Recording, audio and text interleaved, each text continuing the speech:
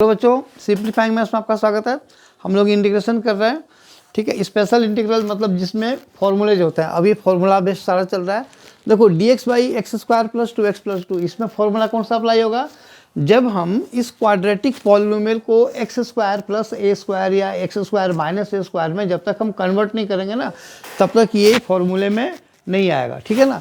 अब देखो इसके लिए क्या है, जब भी क्वाड्रेटिक पॉलिनोमियल है ना, तो तुम्हें इसको परफेक्ट स्क्वायर एक चीज़ होती है उसको सीखना है कि कैसे बनाते हैं, ठीक है ना। मैंने मैक्सिमम मिनिमम वगैरह में ये चीज़ करके दिखाया तुम्हें। मैक्सिमम मिनिमम हो गया या इंक्रीजिंग डिक्रीजिंग हो गया, उन सब में मैं बता चुका हूँ। अब चलो मैं फिर से बता रहा हूँ, क्योंकि इसमें इंटीग्रेशन में फिर से उसी प्रोसेस की हमें ज़रूरत है। तो मैं इसका देखो, जो रूट है उससे कोई मतलब नहीं है, उससे बस रूट होगा तो कोई और फॉर्मूला लगेगा, रूट नहीं होगा तो कोई और फॉर्मूला लगेगा। मेन जो काम है वो है x square plus 2x plus 2 को परफेक्ट स्क्वायर बनाना। ओके, देखो तो यहाँ पे समझा रहा हूँ, देखो कैसे बनता है। ट्रिकी वे में सीखो, नहीं तो ज़्यादा लंबा हो जाएगा। हमें सिर्फ डिग्री 2 और डिग्री 1 का जो टर्म है ना, उसी को कंसिडर करना है, ठीक है ना। ये वाला इसको भूल जाओ। तो ये क्या होता है, पहली बात की जो स्क्वायर टर्म है ना, उसका कोफिशिएंट 1 होना चाहिए। तो यहाँ पे ऑलरेडी 1 है। उसके बाद ये x का डिग्री 1 है ना, तो एक्चुअली कैसे ये प्रोसेस क्या होता है, देखो ये मान लो a स्क्वायर है, तो ये क्या है 2ab है। तो 2ab, a तो x है ना, यहाँ से पता लग गया। इसका मतलब कि b कितना है, 1 है। अब वो जो 1 लाने का मेथड है ना, वो क्या है 1, यानी कि b लाने का जो मेथड है वो, तो जो भी डिग्री 1 का टर्म है ना, उसका जो भी कोफिशिएंट है उसको हाफ कर दो, क्योंकि 2 वाला जो पार्ट है ना उसकी वजह से। तो ये x प्लस 1 का होल स्क्वायर है ना। देखो x का कोफिशिएंट 2 है, उसका आधा 1 होता है तो 1।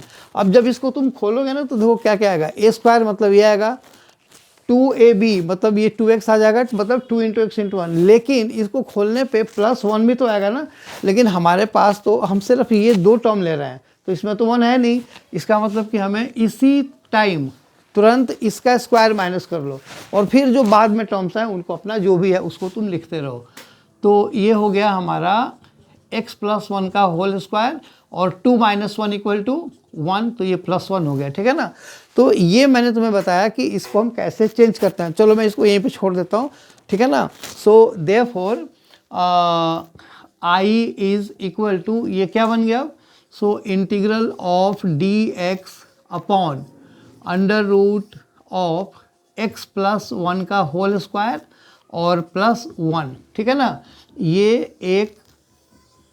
ये जो मैंने तुम्हें समझाया ये वो है। तो ये जो बन गया ना, उसको मैंने यहाँ से यहाँ पे ला करके मैंने लिख दिया, ठीक है ना।